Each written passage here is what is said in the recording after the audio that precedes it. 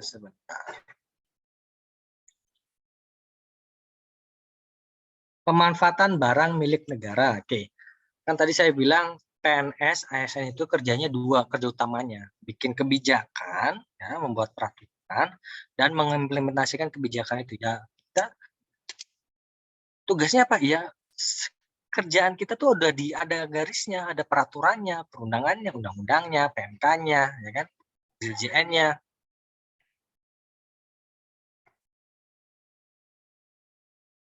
Ada undang-undangnya, semuanya kita ya meskipun kalau undang-undang kan ada juga undang-undang yang diinisiasi oleh anggota legislatif ya, dewan gitu. Tapi tetap nanti kompartemen yang terlibat kementeriannya siapa gitu pasti ada. Itu kan dari pemerintah, dari PNS-nya. Nah, ini pemanfaatan BMN ini saya akan menyampaikan landasannya adalah Peraturan Menteri Keuangan nomor 115 tahun 2020. Nanti saya share juga kalau belum share laporan PMK-nya. Jadi ini adalah turunan dari peraturan pemerintah 27 2014 dan 28 2020 terkait pengelolaan BMN. Ya. Di PP peraturan pemerintah itu pun turunan dari Undang-Undang Keuangan Negara yang mengamanatkan bahwa barang milik negara harus didayagunakan atau dikelola sesuai dengan tata kelola yang baik. Oke. Nah, ini mengingatkan saja. Jadi, waktu kita awal bicara pertama kuliah itu kan ada siklus ya, siklus BMN. Siklus BMN, barang milik negara itu ada prosesnya. Dari awalnya diadakan, sebelum diadakan kan berarti direncanakan. Mau butuh apa? Penganggarannya bagaimana? Contoh paling recent adalah ibu kota negara baru ya yang sedang digagas oleh pemerintah. Kan pemerintah berencana merelokasi ibu kota negara dari Jakarta ke daerah Penajam sana, Pasar ya di Kalimantan Timur, dari Kalimantan Timur ya, Kalimantan Utara. Di Penajam.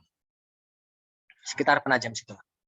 220.000 hektar persegi luas lahan ibu kota negara. Nah, ini kan sudah ada kebutuhannya ya. Direncanakan dulu, kita akan pindah rencananya. Butuhnya berapa? Butuhnya sekian ribu hektar. Apalagi yang dibangun? Nah, kan dibangun ya, itu dari perencanaan, penganggarannya, prosesnya itu. Nanti pengadaannya kalau nggak salah kemarin ada konsorsium dari Timur Tengah ya yang siap membantu Indonesia. Kemudian bangun digunakan. Jadi istana presiden, jadi gedung DPR, Menteri Keuangan, kantor Menteri Keuangan, kantor apa? Tapi kalau boleh saya tetap di saja, nggak usah ikut di sana. Oke ya, jauh saya maksudnya. Oke, nah ketika barang milik negara itu sudah jadi ataupun belum ada, tidak menutup kemungkinan, tidak menutup kemungkinan tidak menutup kemungkinan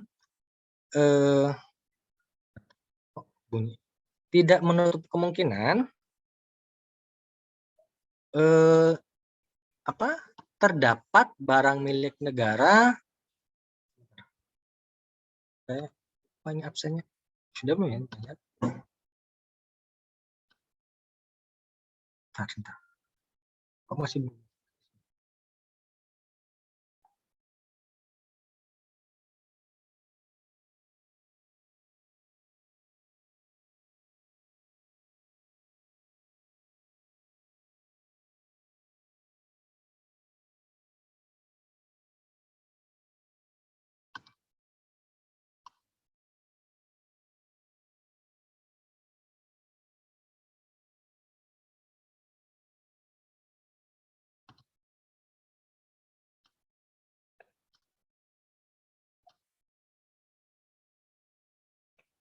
Pencet ternyata.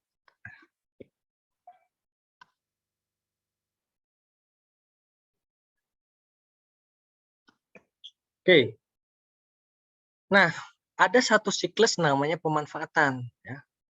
Jadi siklusnya sampai nanti muter terus ya, walaupun nanti udah nggak digunakan, nggak dirawat gitu, dihapuskan nanti pengadaan. Itu sebuah siklus yang muter terus. Nah, dari siklus itu ada namanya pemanfaatan.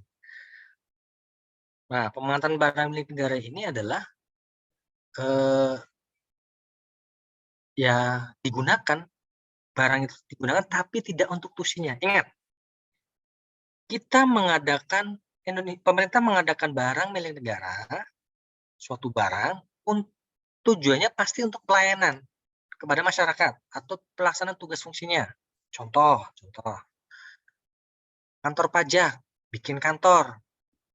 Kenapa? Ya karena nanti ada wajib pajak yang melapor, wajib pajak yang konsultasi, kan untuk melayani masyarakat. Itu nggak terlalu kena. Pemerintah bikin rumah sakit. Nah, rumah sakit digunakan. Tujuannya apa? Ya melayani masyarakat kan. Melayani masyarakat yang ingin datang, yang mungkin berobat, ya, untuk suntik, vaksin, apapun itu terkait kesehatan datang. Atau TNI punya tanah untuk dibangun mercusuar di pulau terluar untuk menandakan bahwa itu wilayah Republik Indonesia. Ingat kalian dulu pernah Indonesia kehilangan Pulau Sipidan dan Likitan di daerah Sumatera, diklaim oleh negara Malaysia, gara-gara kita punya pulau di sana tapi kita nggak ada penghuninya, nggak diapa-apain. Sementara Malaysia di sana bangun namanya apa ya, kayak mercusuar lighthouse. Berapa? Berdasarkan keputusan mahkamah internasional bahwa pulau itu dipelihara oleh Malaysia. Padahal ada bangunan itu orangnya nggak ada. Lepas itu pulau. Padahal secara peta masuk. Nah, makanya ya dibangunlah untuk menandakan bahwa itu bagian dari wilayah Republik Indonesia. Nah, maksud saya pengadaan pembangunan yang menjadi BUMN itu kan digunakan untuk tusi masing-masing kementerian lembaga ya. Kalau Kementerian Kesehatan tadi pelayanan masyarakat kesehatan, Kementerian Keuangan misalnya KPP melayani untuk pendapatan negara ya dari sektor pajak, dari wajib pajaknya, ya kan? Nah,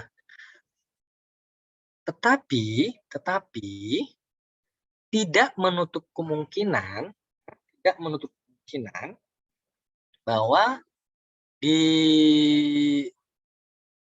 barang milik negara tersebut bisa dimanfaatkan oleh pihak ketiga yang tidak digunakan untuk tugas pokok fungsi. Contohnya apa? Paling gampang. Kalau kalian ke kantor pemerintah, sering lihat mungkin saya ada galeri atau pojok di pojokan di pinggir apa? ATM ya, mesin ATM. Nah, atau kantor kas bank sebuah kantor, ya kan? Atau ada kantin. ATM atau kantor kas bank kan itu mesinnya punya ATM-nya kan punya bank ya, baik bank BUMN atau bank non BUMN, berada di tanah negara atau di atas barang milik negara. Itu namanya pemanfaatan, ya. Kan tujuannya misalnya tadi di rumah sakit atau di kantor pajak. Kan sebenarnya bangun rumah sakit, bangun kantor pajak kan untuk melayani tugas ya, melaksanakan tugas.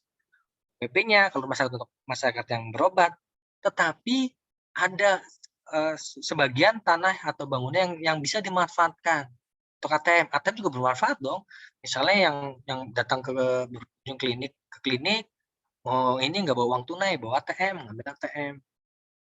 Nah, kan bangun rumah sakit, bangun kantor pajak, tujuannya kan bukan untuk bikin ATM kan, tapi itu ikutannya. Nah, pemanfaatan itu sebenarnya itu.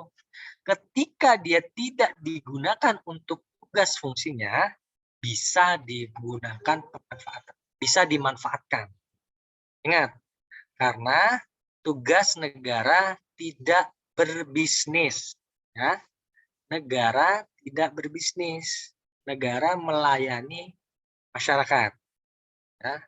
Beda kalau mungkin BUMN iya, dia profit oriented, cari keuntungan. Nah, sebenarnya pemanfaatan ini ujung-ujungnya ya nanti akan ada PNBP ya, penerimaan negara bukan pajak, tapi bukan itu. Ujung-ujungnya nanti adalah tata kelola, governance-nya. Oke. Nih, memang ujungnya nanti PNBP. Bahwa akan ada pemasukan negara di luar pajak yang bisa diperoleh. Ini berdasarkan LKPP ya, Laporan Keuangan Pemerintah Pusat dari 2019 sampai 2019. Memang nggak besar, ya seujung kukunya penerimaan pajak lah, kan besar ya. Cuma paling tinggi 1,5 triliun itu pun 2018. Selebihnya sekitar 300 sampai 500 miliar per tahun ya, kecil. Tapi itu bukan itu yang kita sasar adalah tata kelolanya. Sebenarnya ini 2020 sekitar 600 atau 700. Kemudian di 2021 udah naik lagi ya, 2020 enggak, 400 sampai 300 ya kan, masa pandemi itu sedikit juga yang berkontribusinya. 2021 baru mulai naik.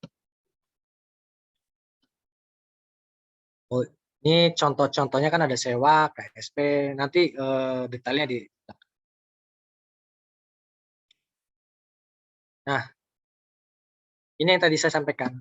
Ini menjalankan peraturan ya, amanatnya disampaikan. MK-nya adalah juklaknya, petunjuk pelaksananya bagaimana pemanfaatan itu dilaksanakan. Ya. Kenapa ini perlu diatur tata kelola? Jadi sebelum rezimnya pengelolaan BUMN dulu ya, zaman dulu lah, aturan itu belum good governance. Ada pemanfaatan tapi mungkin nggak dicatat, ya. Misalnya menyewakan tempat untuk ATM, sewanya misalnya 1 juta setahun, tapi yang masuk ke kas negara cuma 500, yang 500 nggak tahu masuk ke si atau untuk pinanya kita nggak tahu.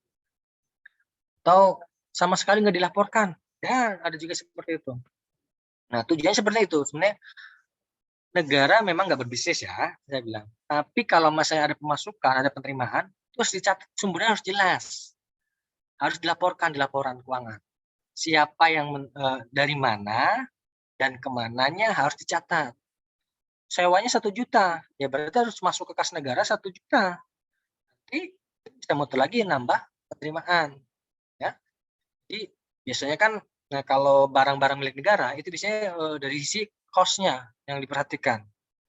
Karena nggak menghasilkan keuntungan, ya hanya butuh perawatan, butuh dicat, butuh dibersihkan, itu kan biaya ya sebenarnya dari sisi neraca itu biaya.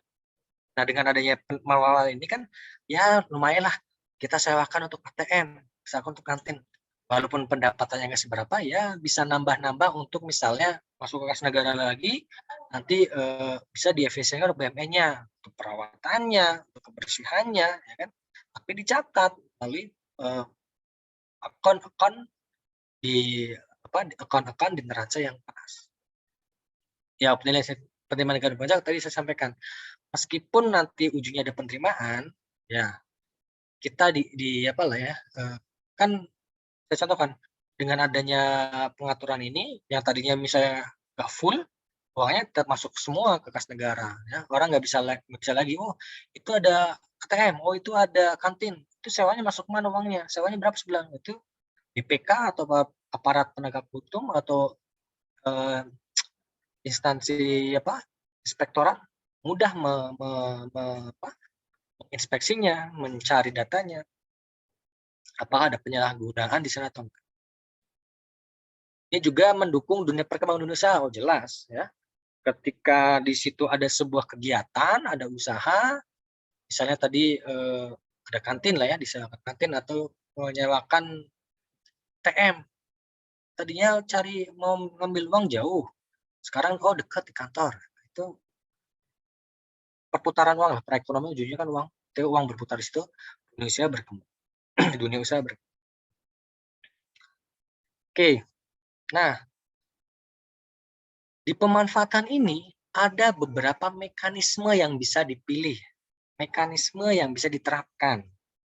Ada sewa, ada pinjam pakai, ada kerjasama pemanfaatan, bangun dasar atau bangun dasar, KSPI, kerjasama penyediaan infrastruktur, atau kerjasama terbatas untuk infrastruktur.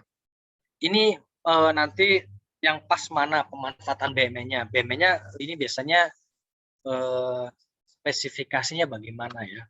Maksudnya gini, yang pas tuh dengan mekanisme manual. Apakah disewakan, apakah pinjam pakai, apakah sama pemanfaatan. Nanti yang pasnya. Oke. Kalau ini sebenarnya membandingkan aturan yang lama dengan terbaru. Kita nggak masuk ke sini ya. Ini kalian cukup baca saja nanti PMK yang barunya. Kalau ini sebenarnya membandingkan perbaikan atau penyempurnaan aturan yang lama dengan aturan yang baru, ya bisa diimplementasikan dengan baik. Oke. Nah, ini sesuai dengan PP 27 2015, PP 28 2020. Di sana ada 13456 jenis mekanisme pemanfaatan yang bisa digunakan atau yang bisa dipilih dalam pemanfaatan barang milik negara. Ingat ya, barang milik negara yang dimanfaatkan itu yang idle, bukan idle, yang tidak digunakan untuk tugas pokok fungsinya. Bisa sebagian, bisa secara keseluruhan. Misalnya kalau sebagian tuh tadi sewa ATM, sewa kantin, atau kalau di Jakarta ini kan banyak gedung gini, dimanfaatkan oleh operator untuk menempatkan pool ya, antena operator karena tinggian dia untuk merelay antar wilayah. Dimanfaatkan juga itu. BTS bukan BTS sih bentuknya, kalau BTS kan di greenfield ya, di lapangan. Ini bentuknya triple biasanya lah, antena yang tinggi gitu, tapi bentuknya monopol dia. Dan oh ya, biasanya reklame juga ada, papan reklame itu dimanfaatkan. Dulu waktu Direktorat Jenderal Pajak selesai dibangun, itu gedung 27 lantainya, itu ada pihak swasta yang memanfaatkan. Pak, itu gedungnya tinggi, bagus. Kami mau masang iklan di dindingnya. Jadi dindingnya itu ditempel, macam gambar itu, nanti nyala bagus. Mau bayar sewanya. Cuman kan karena DJP kan kantor pemerintah yang mengambil pajak ya. Jadi khawatirnya ada conflict of interest, jadi nggak diizinkan. Tapi di kementerian lain ada itu, di kalau nggak salah di BPPT, kantor KKP apa ya, ada memasang iklan di sini. Ya kita ambil uangnya, kita manfaatkan. Bahkan ada beberapa sekarang yang menggunakan medianya itu elektronik. Ya. Jadi dia punya layar gitu, macam flat LED, ditempatkan di kantor buat pasang iklan. Boleh, silakan. Nanti dia terbayar dong, sewanya kita tarik. Gitu. Dan berkembang macam-macam pemanfaatan ini. Pebisnis, wirausaha, entrepreneur itu pintar-pintar emang memanfaatkan peluang. Ya. Dan BUMN ini bisa selama dia tidak mengganggu tusi, ingat ya, bisa dimanfaatkan selama tidak digunakan mengganggu tusinya, itu yang penting. Dan sewaktu-waktu kita perlukan, kita butuhkan untuk pelaksanaan tugas, ya kita bisa gunakan, nggak ada larangan. Oh enggak, ini kan BUMN, jadi masih kita bisa gunakan. Nah, contohnya Gedung Dana Pala. Ya, Gedung Dana Pala itu di Gedung Kementerian Keuangan. Mungkin kalian kemarin lihat waktu wisuda ya, kan di Gedung Dana Pala tuh. Gedung itu dulu sebelum pandemi, Sabtu Minggu itu full. Bahkan untuk 1 tahun ke depan kalau orang mau nikahan, full book. Karena lokasinya, gedungnya bagus, lokasinya strategis, parkirnya luas. Ya. Aksesnya kemana-mana cepat. Kalau nikahan, ramai di situ Sabtu Minggu pasti nikahan. Dan Sabtu Minggu itu bukan 1 kali, Sabtu 2 kali, Minggu 2 kali gitu loh. Saking ramainya. Kalau mau booking tahun depannya lagi.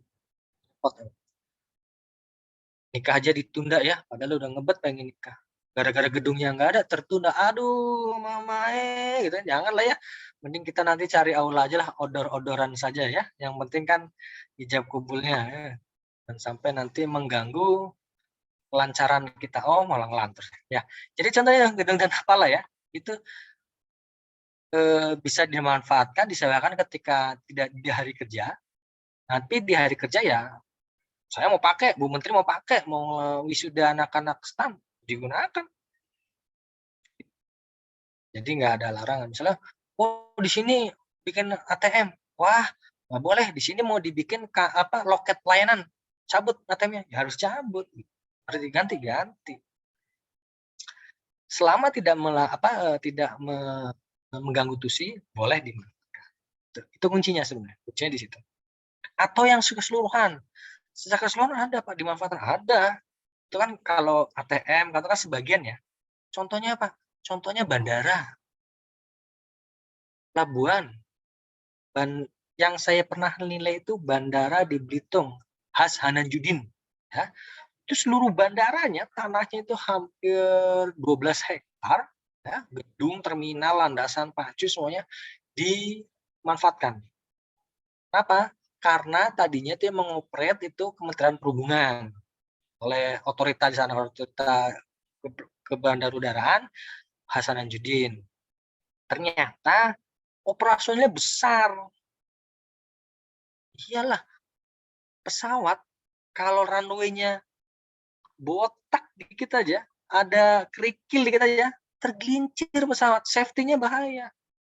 Lendutannya itu harus dijaga. Untuk menjaga itu duitnya nggak sedikit.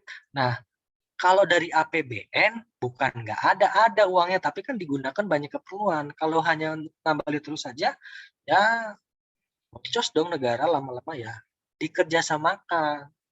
Dalam hal ini waktu itu dengan Angkasa Pura ya, pihak Angkasa Pura yang di arah barat tengah. Sama yang terakhir lagi ramai kemarin tuh, Kuala Namu.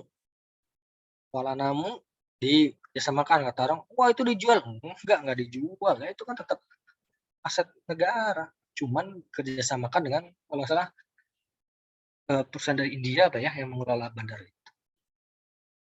Oke, jadi bisa sebagian dan bisa seluruh BUMN. Ya, selama tidak digunakan untuk fungsinya. Kalau Bandara Hanujin tetap digunakan untuk fungsinya ya, cuman operasionalnya biar lebih baik. Karena kita tahu bahwa di Belitung itu sekarang perkembangan pariwisatanya lagi meningkat, lagi bagus. Dulu kan terkenal sana tambang ya, tambang timah. Meskipun sekarang masih banyak juga timahnya. Tapi sekarang udah muncul wisatawan lebih dominan. Dulu itu belum internasional, sekarang udah internasional itu Hananjudin. Jadi yang dari Malaysia, dari Singapura bisa masuk langsung ke sana. Pesawatnya ada tuh kemarin Air Asia sama apa ya masuk ke sana. Hananjudin. Karena sedang berkembang pesat. Hotel-hotel pun sedang banyak dibangun. Nah, kalau dari APBN kurang. Oke. Ini ada sewa KSPI, KSP, BSG, BGS, Ketupi. Kita akan bahas satu-satu ya. Jadi boleh dimanfaatkan sebagian atau secara keseluruhan selama tidak digunakan untuk gas. Oke.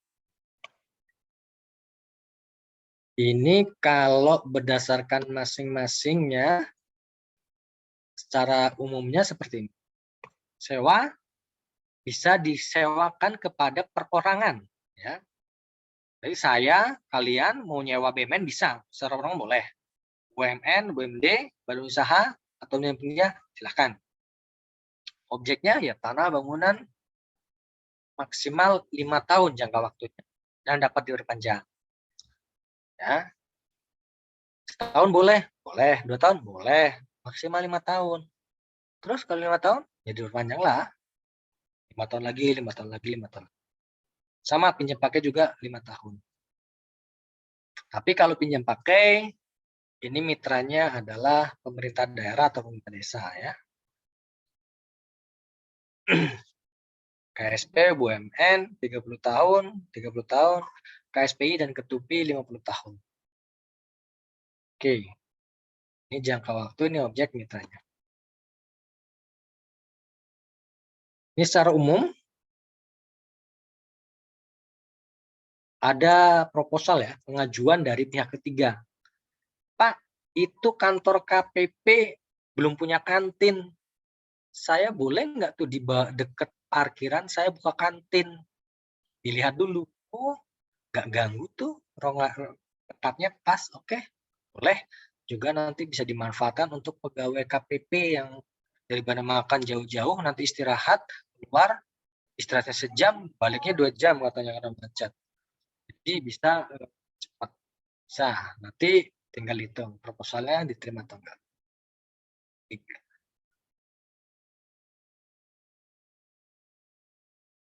Kok udah ke sini? Jadi ada yang diajukan proposalnya, ini kok lewat lagi. Oke.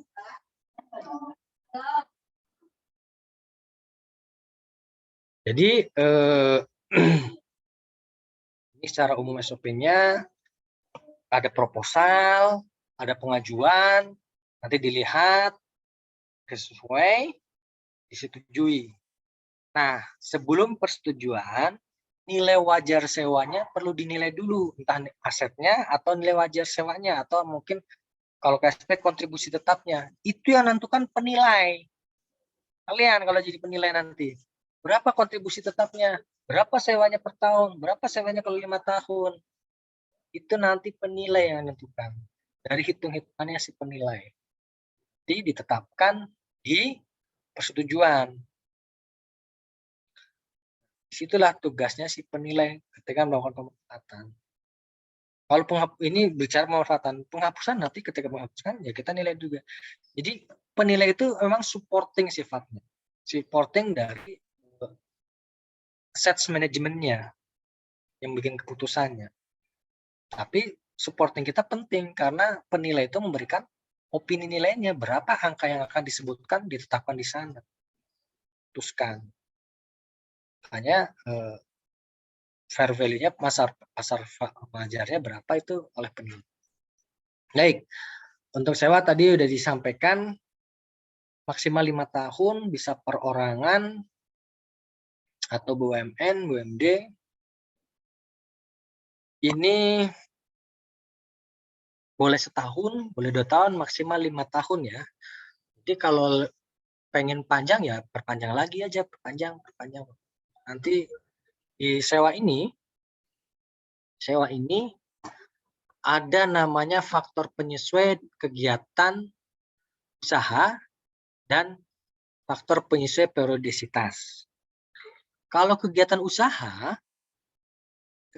gampangnya ada diskon antara bisnis dan non-bisnis. Jadi gini, kalau misalnya tadi tanah disewakan untuk kantin, untuk ATM, ya, kan BUMN tuh, perbankan, berarti murni bisnis, yaitu berarti tarifnya 100%, misalnya 1 tahun sewanya 1 juta, ya dia dikenakan 1 juta.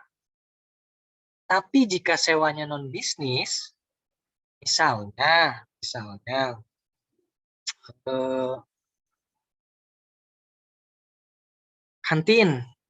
kantin ini untuk kantin nggak menunjang bisnis lah. Sekolah, biasanya kalau kalian tahu tentara, TNI ada, AU biasanya punya sekolahan tuh.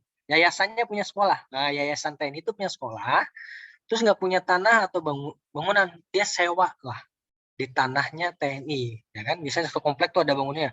Yayasan Kartika misalnya, bikin sekolahan.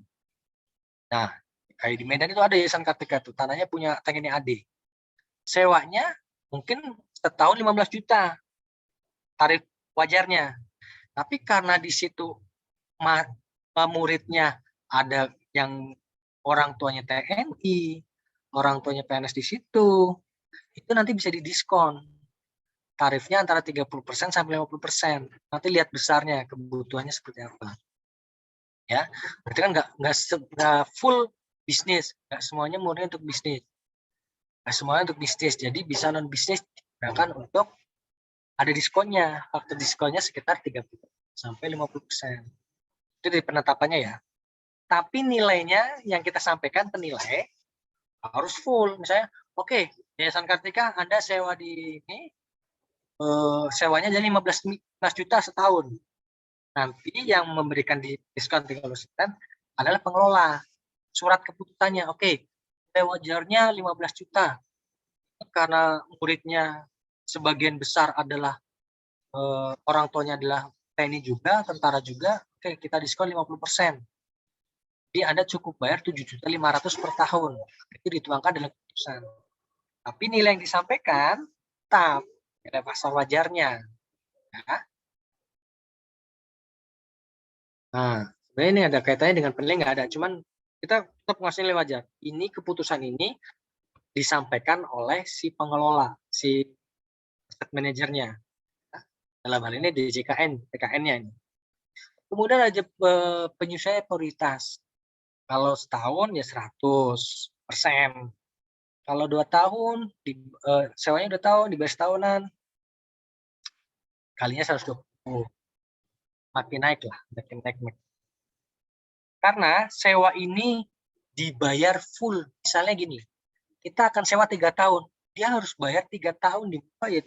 Misalnya 1 tahun 15 juta, berarti 4 tahun, 3 tahun, ya 4.500.000 harus dibayar di muka.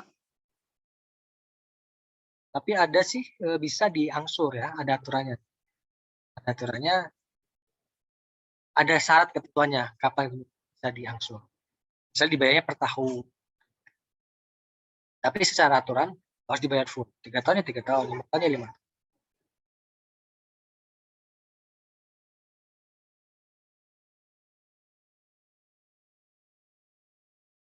Kalau sewa paling banyak biasanya kantin ya. Kalau di BUMN itu dijadikan koperasi misalnya. Paling banyak. Dan kalau di Jakarta paling banyak itu tadi yang saya bilang rooftop dimanfaatkan sebagai antena, penempatan antena operator seluler. Terus ATM, penempatan ATM atau kantor kas bank banyak. Kemudian gedung pertemuan ya, Dana Pala itu banyak.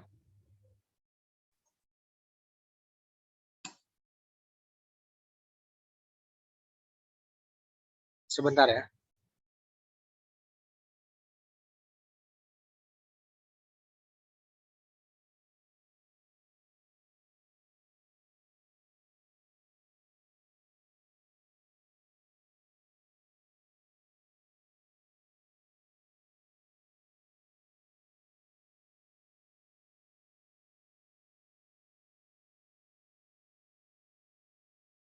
Oke. Sewa apa lagi ya? Paling itu sih ya. Oh ya, sewa nih. Wisma. Biasanya kan kalau apa kementerian Satker itu punya asrama ya, asrama atau pusdiklat yang ada asramanya. Biasanya kalau hari weekend kalau tidak ada kegiatan disewakan kepada pengunjung. Ada tuh yang di Bandung punya perhubungan BMKG apa itu pusdiklat. Bentuknya kayak hotel. Jadi kalau lagi nggak ada kegiatan ya disewakan untuk masyarakat yang di sana. Jadi kalau sekedar main pengen sekedar tidur, lengkap fasilitasnya kayak hotel. Tapi tarifnya pasti lebih murah. Yang karena pelayanannya nggak sesuai. Seperti itu. Jadi ada beberapa jenis-jenis sewa. Nah, pertemuan minggu depan kita akan bahas itu ya, bagaimana kita cara menilainya. Sekarang kita baca dulu konsep. Oke. Dan ada juga sewa infrastruktur ya. Kalau tadi kan sewa biasa ya, sewa seperti biasa lah. Kalau sewa infrastruktur ini ya yang berinfrastruktur, benar-benar infrastruktur semacam bandar udara, air minum.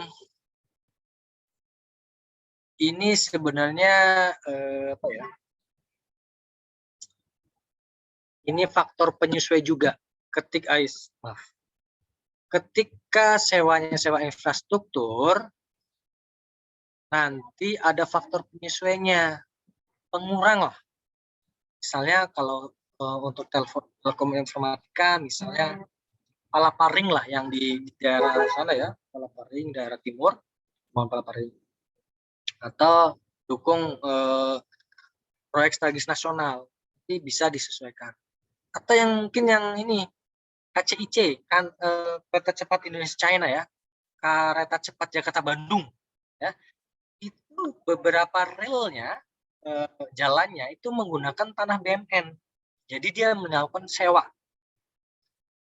Hal itu sampai berapa miliar, ratusan miliar, karena panjang dari Jakarta sampai Bandung. Mana saya nilai yang ruas Jakarta saja, daerah Halim sampai perbatasan Bekasi ya. Dan Bekasi sampai Bandung itu sampai lewat Wali ini banyak tanah PUPR, tanah TNI digunakan untuk relnya. Mereka sebenarnya pengen beli, cuman kan kalau faktor beli itu bukan opsi ya. Kita melepas aset itu bukan opsi karena BUMN-nya melintas, ya, terpotong jalan rel itu, atau yang jalan itu digunakan sebagai kayak punya PU, itu sebagai sarana air, tanah pengaman air. Jadi itu sebenarnya nggak bisa digunakan dimanfaatkan orang. Kementerian PU harus bisa mengakses itu, makanya nggak dijual. Kenapa? Karena untuk monitoring, evaluasi yang ada di sekitar wilayahnya. Nah, harus bayar sewa. Sewanya sewa infrastruktur. Nah, ini keringanannya bisa sampai berapa ya? Kalau transportasi itu bisa sampai 50%. Ya, 1-50%. Pelabuhan ya, banyak juga kemarin yang mungkin untuk infrastruktur ya, kemarin pemerintah kita sedang giat-giatnya menggerakkan infrastruktur untuk menggerakkan roda pembangunan. Oke, kalau perjanjian sewanya sama sebenarnya dengan perjanjian lainnya, ditandatangani oleh si penyewa dan pengelola untuk barang dan barang. Ini biasanya setelah keputusannya terbit ya, setelah keputusan terbit ya harus menandatangani perjanjian. Syarat ketentuan lah harus ada yang dipenuhi, larangan apa, kewajiban apa tuh nanti dituangkan dalam perjanjiannya. Misalnya harus menjaga, merawat gitu kan. Kalau sewa itu ya sewanya tanah bangunan 2 meter baliknya harus 2 meter gitu kan. Sewa 2 meter baliknya cuma 1 meter. Nanti ada sanksi, ada denda pun di situ disebutkan juga. Dan bagaimana pengakhiran sewa atau peraturan yang lain. Baik, kemudian kerjasama pemanfaatan. Oh, pinjam pakai pinjam pakai. Kalau pinjam pakai ini hanya bisa digunakan untuk antar pemerintah ya, instansi pemerintah, entah pemerintah daerah ataupun instansi pemerintah desa. Yang paling baru kemarin tuh, kalau kalian pernah dengar, Wisma Atlet. Nah, Wisma Atlet itu dulu dibangun oleh tanahnya di Kemayoran ya, itu punya sekretariat negara, dibangun untuk menunjang pelaksanaan Asian Games. Nah, Asian Games waktu itu 2018, untuk tinggalnya atlet di sana. Nah, setelah Asian Games berakhir, awalnya kan nggak digunakan itu, awalnya nggak digunakan. Itu mau dijadikan rumah dinas untuk PNS oleh Sekretariat Negara. Jadi nanti rumah dinas yang komersil. Jadi kalau kita PNS boleh menyewa di sana kayak kos-kosan lah, apartemen gitu kan. Daripada ngekos mending di Wisma Atlet, keren, fasilitas lengkap, kayak hotel, sewa, bayar, ada keringanan pasti untuk PNS. Daripada ngekos. Tapi 2019 tiba-tiba ada apa? Pandemi COVID kan. Nah, pemerintah butuh rumah sakit, kurang banyak tuh perawatan. Kementerian Kesehatan sama Pemprov DKI waktu itu kewalahan kan, karena begitu banyaknya pasien yang kena COVID. Masuk saya waktu itu mau dikirim ke sana, saya nggak mau. Ngapain saya ke Jogja ke Wisma? Saya cukup di Bogor aja lah. Jadi itu dipinjam pakaikan dari Setnek itu kalau misalnya Kementerian Kesehatan sama Pemprov untuk fasilitas rumah sakit. Makanya jadi fasilitas rumah sakit Wisma Atlet.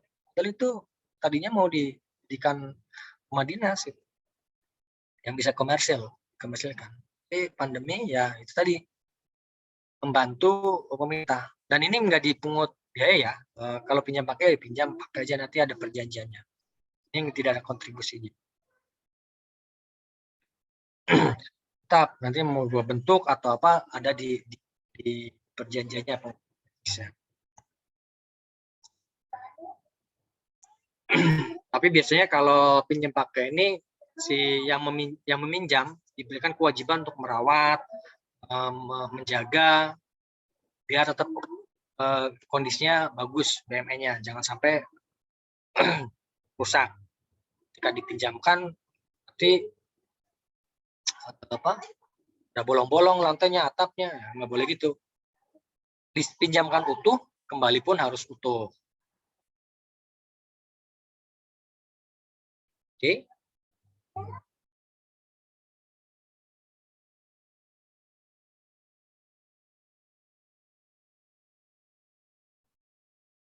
Oh ya, kan kalau pinjam pakai kan harus ada persetujuan dulu ya, harus ada persetujuan. Misalnya Anda boleh menggunakan itu setelah persetujuan terbit.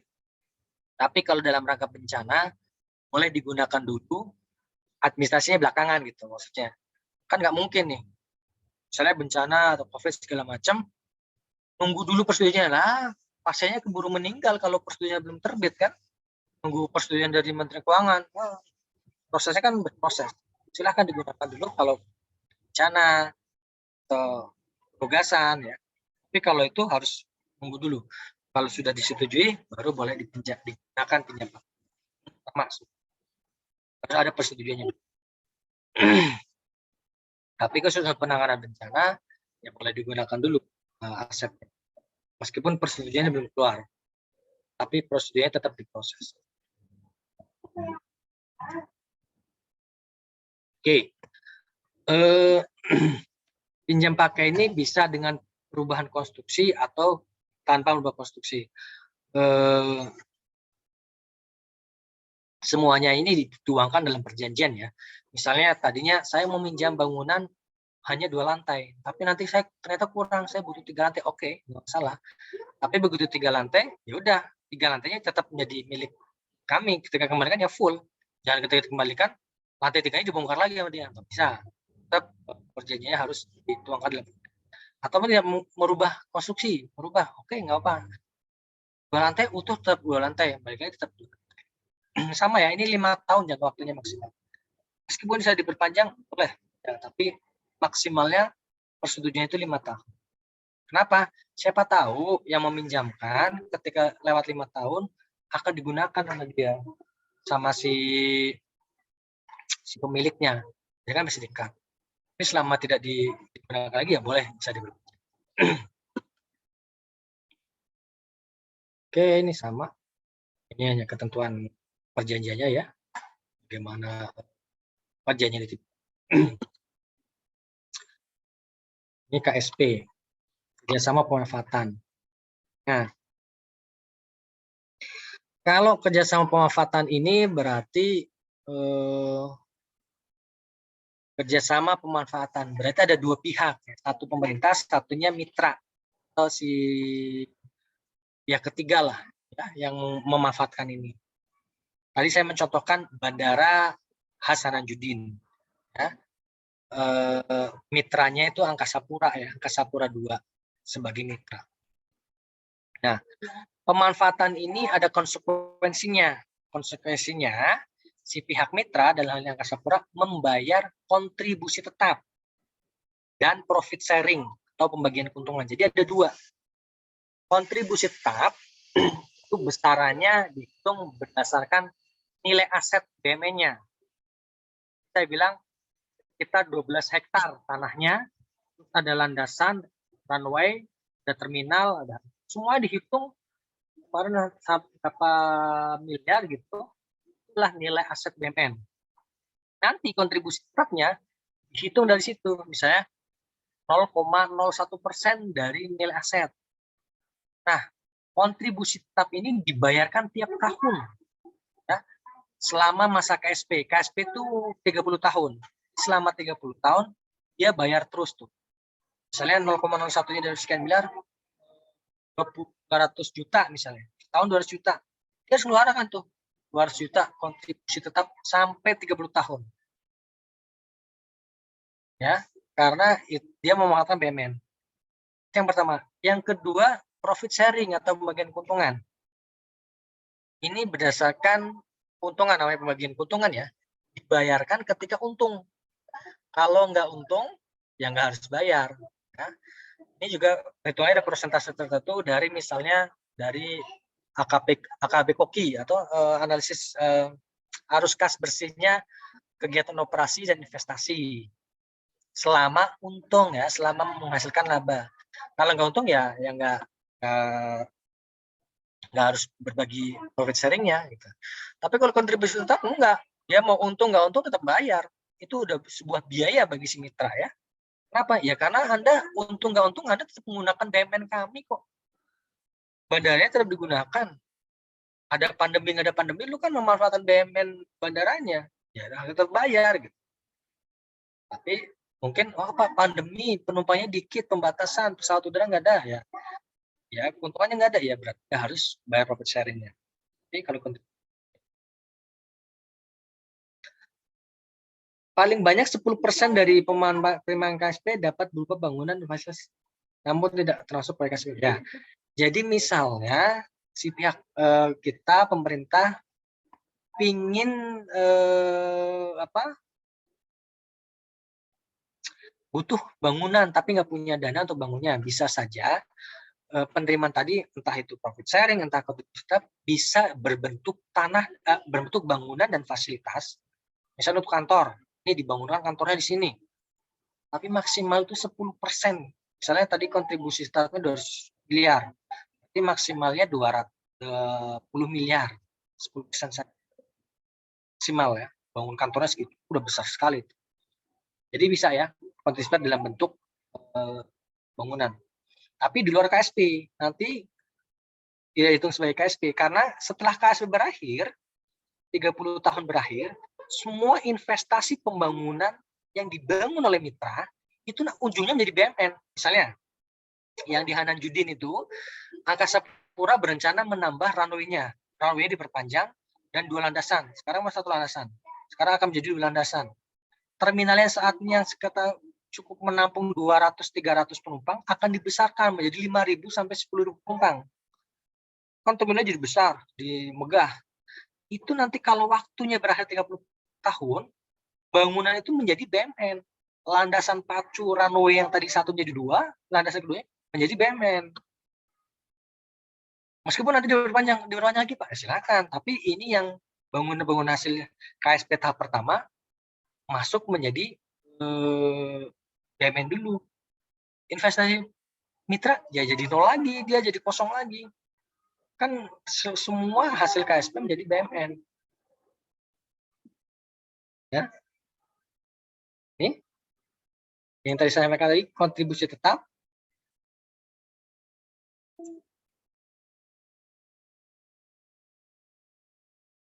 Di sini ada keringanan ya. Bisa dibayar bertahap, dapat dibayar secara bertahap. Dalam hal mungkin karena kan biasanya kalau tahap-tahap pembangunan awal mitra atau pengusaha itu kesulitan karena kan dia masih awal investasi tuh butuh biaya besar. Sementara income-nya masih sedikit atau masih ya nol lah. Kayak kemarin soal LDA itu kan bangun dulu belum terjual kan butuh investasi. Tapi tetap bayar cost juga kontribusi tetap boleh. Bayarnya bertahap nanti ya Pak, tapi jumlahnya harus tetap boleh minta keringanan seperti itu. Dihitung berdasarkan nilai wajar taksiran BUMN ya. Tadi saya sampaikan kan nilai aset BUMN kita itu sebagai kalau di perusahaan itu andil sahamnya berapa. Jadi nilainya berapa, nanti dipersentasekan, oh ternyata BMN-nya 50% dari total prestasi yang ada di mitra atau 80%. Biasanya nilai BMN itu besar, tinggi itu. Yang pernah saya hitung itu KSP Hanan Judin, lapangan golf yang ada di Magelang itu yang di Akmil. Itu yang kemarin terakhir yang besar. Ntar lagi yang di Cijantung ini, ya Kopassus, Pol Cijantung. Oke. Nah, kalau yang profit sharing tadi saya sampaikan, selama dia untung ya, kalau dia nggak untung ya nggak harus dibagi. Kemudian untuk biaya cicilan hutang, oh ya. Jadi kan pengusaha pastilah ya, modalnya kan nggak harus dari dia bisa pinjam. Aset BUMN ini nggak boleh digadaikan sebagai barang jaminan, tidak boleh juga cicilan hutangnya itu sebagai pengurang dalam pembagian keuntungan. Urusan Anda sebagai pengusaha, jangan dibagi pengurang perhitungan profit sharing dong. Pak, saya nggak untung, nggak ada untung. Kenapa? Ya dikurangi biaya hutang dia. Hutang itu nggak boleh dikurangkan untuk menghitung profit sharing. Dikeluarkan dulu. Itu kan manajer Anda membiayai proyek. Meskipun kita nggak fair, masalah nggak fair. Tapi ketika nanti boleh berhutang, ujungnya gitu nanti gede aja terus hutangnya. Nanti profit sharingnya kecil terus dia. Kan hutang juga ini mempunyai kelebihan sebagai leverage dari pengungkit modalnya si pengusaha, juga sebagai pengurang pajak. Ini bisa mengurangi pajak loh. Pajaknya berapa kan laba? Pajak kan dari laba bersih. Laba bersih itu diambil setelah pengurangan bunga ya, EBIT kan, karena before interest tax laba bersihnya. Jadi ketika menggunakan KSP kerjasama pemanfaatan ini nggak boleh menggunakan cicilan hutang, itu nggak boleh dihitung. Oke. Hasil KSP, entah itu tanah, gedung, bangunan, fasilitas, setelah berakhir menjadi BUMN, ya diserahkan kepada pemerintah. Oke, kami membangun runway 2, membesarkan terminal menjadi 5.000. Semuanya diserahkan ke pemerintah. Walaupun nanti akan diperpanjang lagi, pada lagi 2 bulan lagi, oke, tapi itu dicatatkan dulu, diserahkan dulu kepada pemerintah sebagai BUMN. Ini untuk pemilihan mitra bisa secara langsung atau penunjukan langsung ya, atau secara tender. Kalau penunjukan langsung ini biasanya penugasan sih, BUMN biasanya dapat penugasan untuk melaksanakan pembangunan itu. Contoh yang terakhir kemarin adalah bandara yang digunakan di Sentani ya, Jayapura, yang untuk PON ya, kalau lagi nasional itu penugasan kepada Angkasa Pura I. Jadi Angkasa Pura I itu ditugaskan oleh pemerintah untuk mengoperasikan bandara di sana, ditugaskan untuk jalannya kelancaran kalau olahraga nasional, ya kan? Bandaranya harus rapi nih, datang dari seluruh provinsi kan ke sana kerja. Salah satunya itu penugasan, penunjukan langsung maksudnya. Biasanya penugasan. Tapi kalau ada tender ya mitra, boleh, bisa dengan tender. Biasanya sih umumnya menggunakan tender ya. Nanti kita lihat siapa yang memberikan kontribusi paling tinggi buat negara, itulah yang dipilih. Itu yang dipilih sebagai pemenang tender. Oke.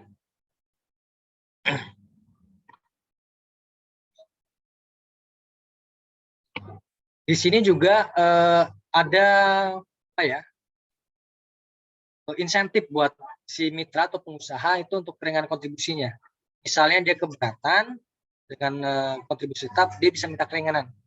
Contohnya yang kemarin baru saja adalah yang di lapangan golf Halim, ya, dari daerah Halim sana, Halim Perdana Kusuma. Si pihak mitra rasa keberatan dengan besarnya kontribusi. Kenapa? Pak, selama pandemi ini ada pembatasan. pengunjungnya dikit, kami usaha ngurang jalan. Oke, kita kasih keringanan kontribusi tetapnya selama berapa tahun, jadi dia harus bayar berapa miliar gitu, kita kasih keringanan. Oke, Anda harus bayar segini aja. Tapi tidak semata-mata langsung ngomong gitu ya. Harus ada yang diserahkan. Kita melihat based on financial report-nya, laporan keuangannya, sini kasih ke kami. Mana harus kasih kalian. Oh iya, pertimbangan seperti itu, kita boleh memutuskan keringanannya. Nah, itu insentif lah ya, biar mitra usahanya tetap jalan, nggak terbebani, payment kita pun tetap terpelihara. Kalau tadi disewa ada faktor penyesuai, KSP juga ada faktor penyesuai. Ini ada yang 1-70% dan 1-50% untuk kondisi-kondisi tertentu. Kan KT-nya bisa 10-7%. Dalam hal mitranya BUMN, BUMD. Kasapura kan BUMN ya, Badan Usaha Milik Negara. Itu bisa antara 1-7%. Atau 1-50% ini dalam hal untuk penugasan pemerintah. Ini kalau di luar BUMN BUMD ya. Kalau BUMN BUMD jelas dia range-nya 1-7%. Tapi kalau di luar itu bisa dapat penyusunan 1-50%.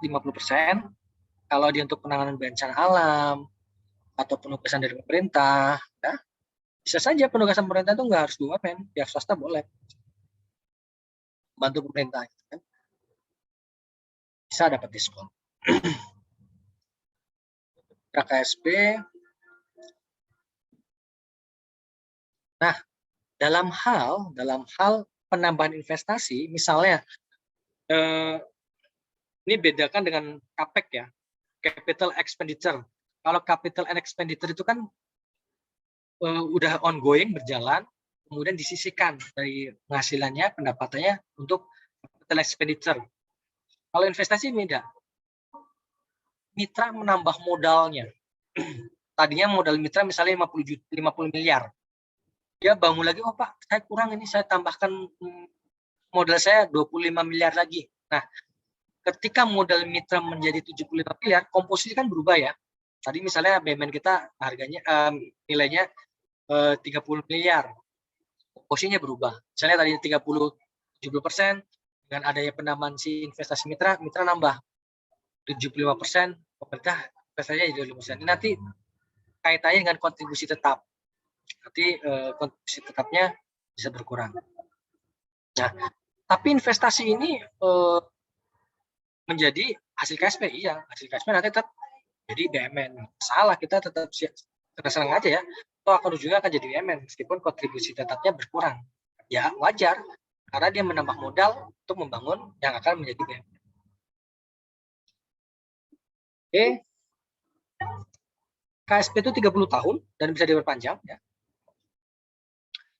Ada bisa pengakhiran sepihak, maksudnya meski jangka waktunya masih panjang, kalau KSP mitranya One Prestasi, bisa saja kita meng-cut, itu nggak bayar kontribusi selama sekian tahun, Anda nggak memelihara BUMN kami. Ada itu, nanti bisa diakhiri sepihak. Ya, pemerintah boleh mengakhiri. Tapi jarang sih, kalau seperti biasanya kan udah ada peringatannya, nanti mereka baiki gitu ya. Evaluasi, dimonitor, karena kita melakukan wasdal ya, pengawasan dan pengendalian. Semua wajib. Jadi jangan sampai nanti putus tengah jalan. Atau misalnya, tanpa setengah tahun kita asetnya digadekan, dijadikan jaminan perbankan. Nah, itu yang boleh. Kita bisa segera, kita putus kontraknya. Bisa. Pokoknya kalau mereka si pihak mitra itu One Prestasi atau melanggar aturan yang sudah disepakati dalam perjanjian. BGS, bangun guna seraguna. Ini hampir sama dengan KSP, tapi kalau KSP itu bisa brownfield ya, maksudnya udah ada, atau kalau BGS di sini benar-benar greenfield. Dia dari kosong dibangun baru. Ya. Kalau KSP itu bisa dibangun baru ataupun yang sudah ada. Ya kayak Bandara Hanan Judin pun sudah ada tuh, nggak harus bangun baru. Tapi kalau bangun guna serah, lalu bangun sunah guna itu harus dari baru, dari benar-benar bangun awal. Yang saya contohkan kemarin tadi Kementerian PU mau bikin rumah dinas, tanah punya di Penjaringan, diserahkan ke pihak ketiga, kemudian dibangun 3 atau 5 tower apartemen. Ya, bangun guna serah mereka digunakan untuk apartemen sewa, disewakan.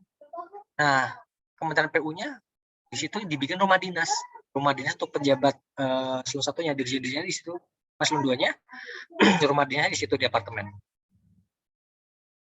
Ini sama. Ini ada, kalau ini nggak ada bagian bedanya, di sini nggak ada profit sharing. Dia hanya membayarkan bagi hasil kontribusi, semacam kontribusi tetap. Tiap tahun dia harus bayar berapa ke pemerintah.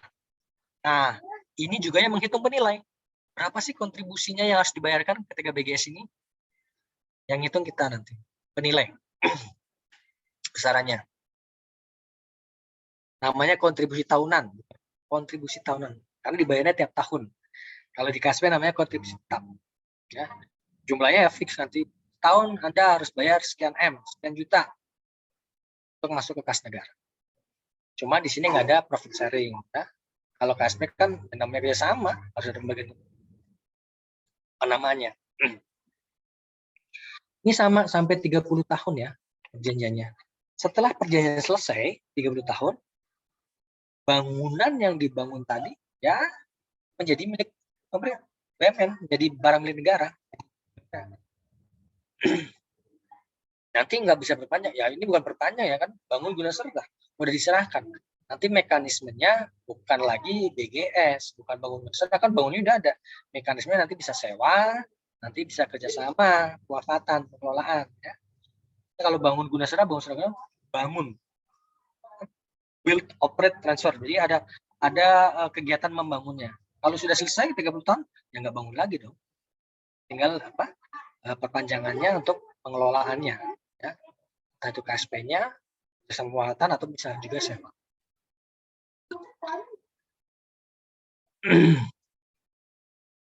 Ini bisa tender, bisa juga penunjukan langsung ya. Untuk mitranya yang akan membangun ini.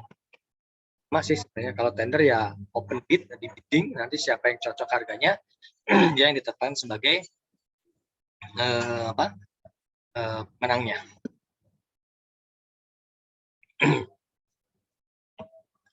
Ini untuk perubahan hasil.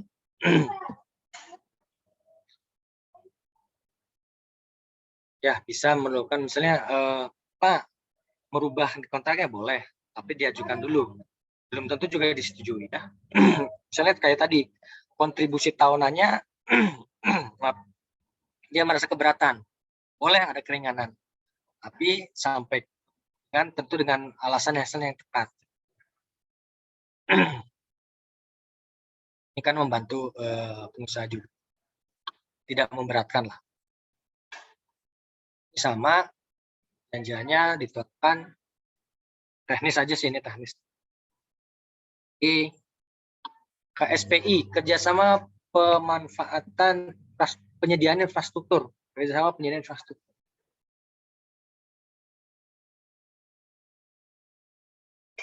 Kalau ini dia tidak bayar kontribusi tetap, tidak bayar kontribusi tahunan ataupun profit sharing, tidak. Tapi kan infrastruktur ya, dia kan tidak menghasilkan profit. Ada apa infrastruktur? Ada jalan tol ya. Misalnya gini, bangun jalan tol atau bangun bendungan atau bangun pelabuhan, kan infrastruktur. Nah, itu tidak ada kontribusi tetapnya, tapi setelah masa itu berakhir, biasanya 50 tahun ya, itu nanti asetnya kan bendungan, jalan tol itu menjadi milik negara. Ya. Dan ada mekanisme clawback. Clawback ini kelebihan, misalnya gini. Jadi potensi yang lewat di jalan tol itu adalah 1000 kendaraan.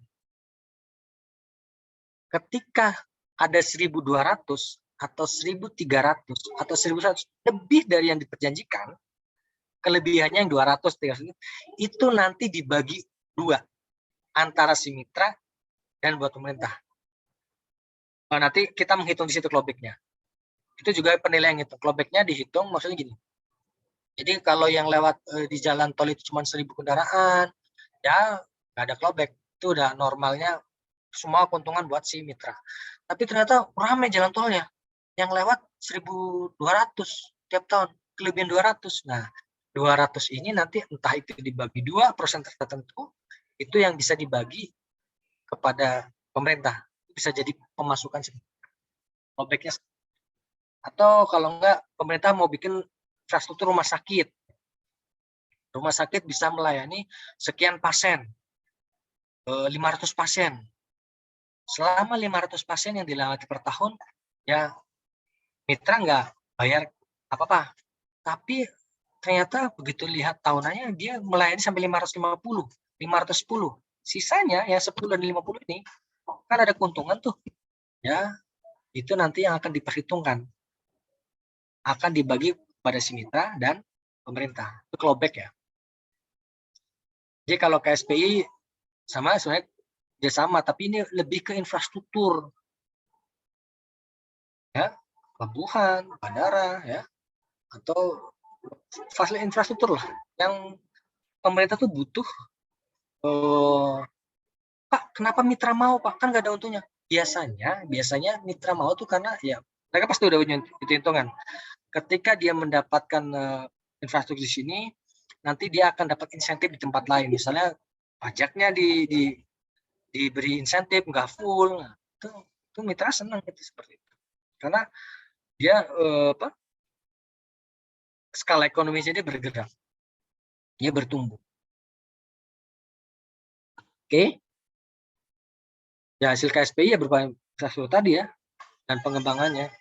Baik nanti semua hasilnya itu menjadi BMN.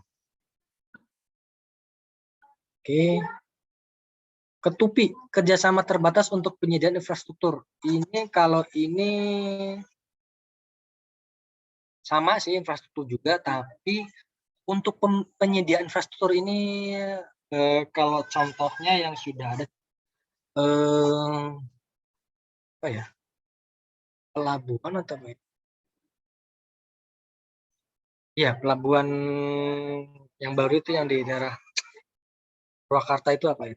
Itu jadi asetnya tanahnya kita yang menyediakan, kita yang membebaskan lahan segala macamnya. Tapi kan pengelolaan bandara pelabuhan kan mahal ya.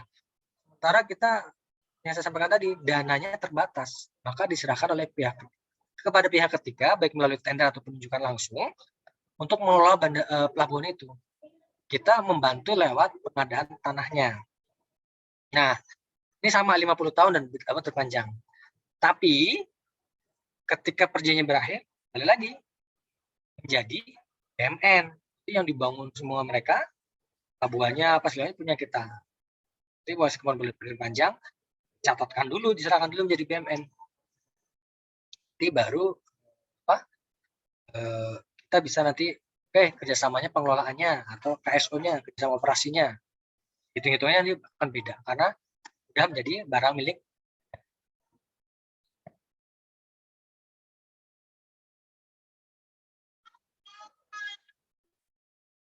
Semua pengamanan dan pemeliharaan baik itu kerjasama, sewa itu menjadi tanggung jawab mitra. Mitra harus menjaga, mengamankan dan memelihara sampai itu terus berfungsi. Ada kerusakan ya mereka harus memperbaiki. Keamanannya harus dijaga, nggak boleh rusak. Semuanya menjadi tanggung jawab mitra. Ya, karena pemerintah kan hanya punya BUMN saja ya. Kita nggak aktif. Kalau perseroannya persekutuannya persekutuan non aktif yang hasilnya si mitra. Ada juga sanksi administratif. Wah, ini biasanya kalau lawan prestasi ya, mitra tidak memenuhi perjanjian atau mitra gagal bayar atau apa macam, ada ketentuan. Oke, itu konsepnya. Sebentar, kalau ada yang mau silakan silakan sambil saya ngisi portal ya sebentar. Lupa saya ngisi.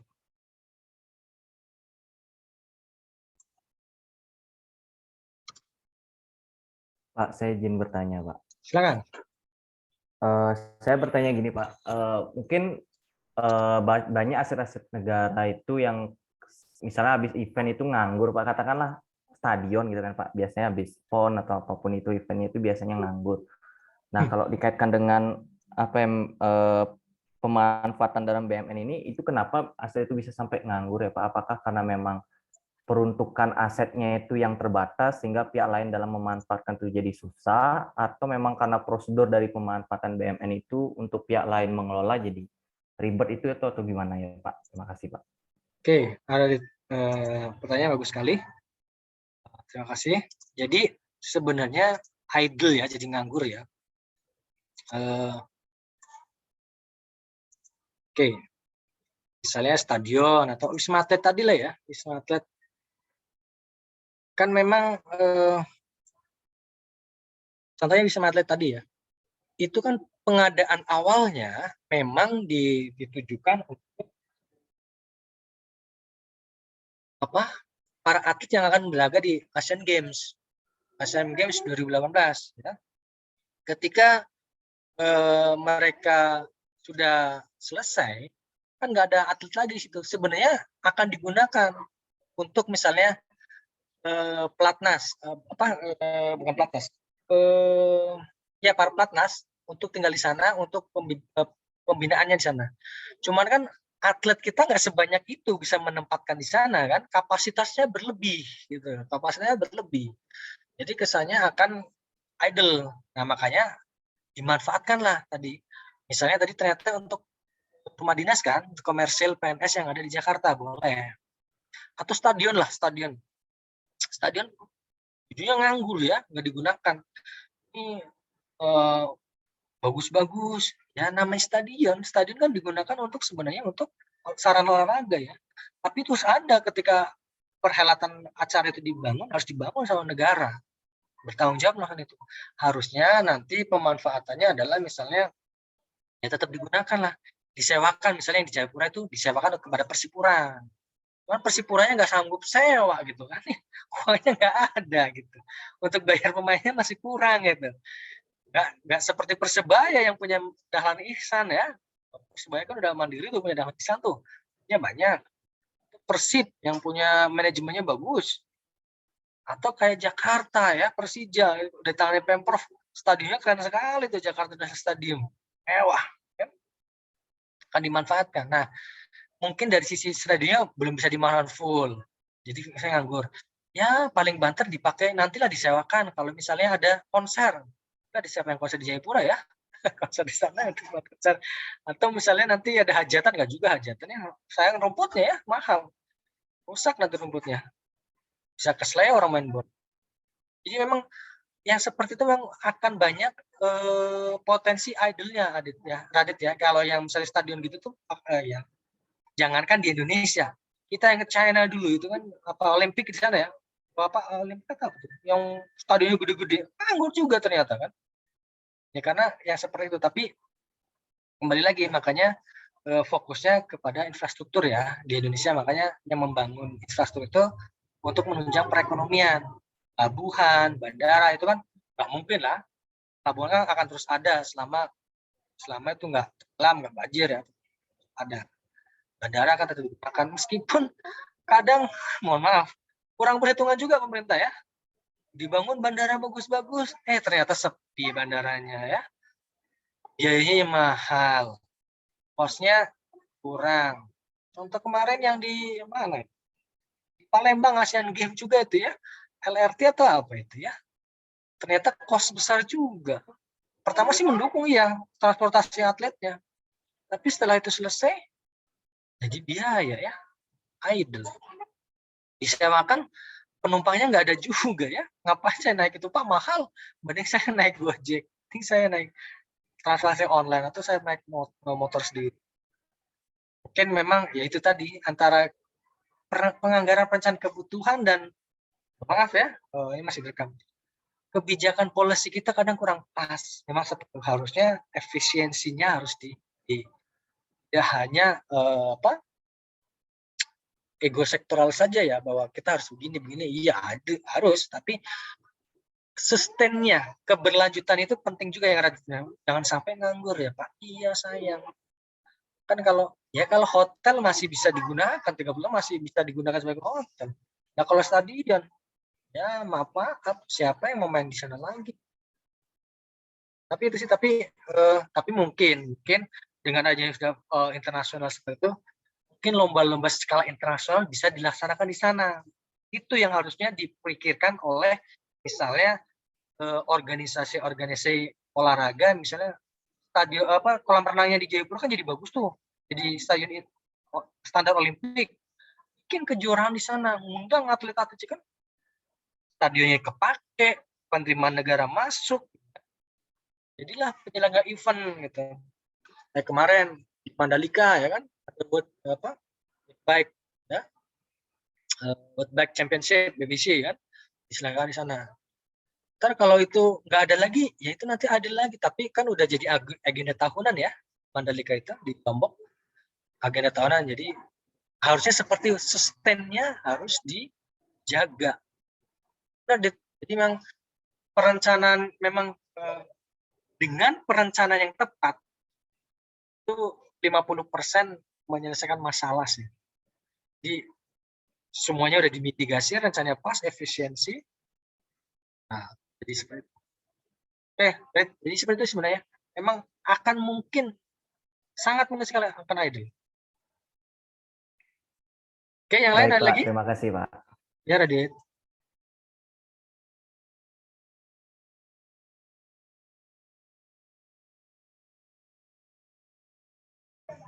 Cukup ya? Oke, baik. Udah jam 12 juga. Lewat. Kalau tidak ada lagi, saya akhiri. Oke. Tapi tetap jaga prokes ya. Walaupun udah melandai, udah nggak ada berita, tapi tetap kalian jaga kesehatan, jaga imun.